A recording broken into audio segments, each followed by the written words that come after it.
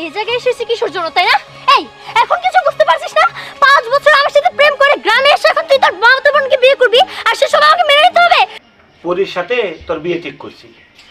না, এই বিয়ে হবে না। হবে না মানে? এই মেয়ে, তুমি এসব কি বলতেছো? তোরে নিয়ে আমার অনেক আশা ছিল যে তোরে আমি আমার পোলার বউ বানাবো। কি বলবো? কবুল? কি?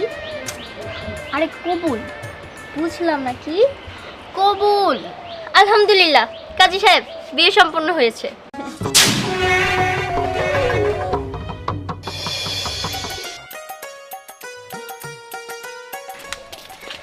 কি রে, তোদের এক্সাম কেমন হলো? আরে আমার এক্সাম তো ভালোই হয়েছে, এখন দেখা যাক রেজাল্ট কি আসে। আরে আমারটা অনেক ভালো হয়েছে, ভাবছি ভালো রেজাল্ট আসলে আমি কানাডা চলে যাব। তাই ও। নাকি? তাহলে তো ভালোই। ওই যে আসছে। আসসালামু আলাইকুম ভাই। ভালো আছেন? আরে ভাই বলছিস কেন? আদু ভাই। আরে সেই জন্যই তো। তা ভাই আসেন আসেন, বসেন বসেন। ভাই পরীক্ষা তো আমাদের ভালোই হয়েছে, কিন্তু আপনার পরীক্ষার কি অবস্থা কি? আমার রেজাল্ট প্রত্যেক বছর যা হয় তাই হয়। মানে প্রত্যেক বছর যেমন হয় এমনি হবো মানে? আরে যে প্রত্যেক বছর যা পাইছি তাই বা মজা এত বড় বড় গুল্লা। হ্যাঁ ঠিক হয়েছে নাদু ভাই, আপনি তো প্রত্যেক বছর এত বড় বড় গোল্লা পান, হ্যাঁ। আর সেই গোল্লা আমাকে খাওয়ান। হ্যাঁ খাই খাই। যাক ভালো হয়েছে, তাহলে আপনার রেজাল্ট কোনোটা আপডেট হয় নাই তাই না? হ্যাঁ। যাই হোক সমস্যা নাই। হ্যাঁ আচ্ছা দোস্ত থাক, আমি একটু বাসায় যাব। ও বাসায় যাবি? আচ্ছা তাহলে যা। আচ্ছা ঠিক আছে থাক।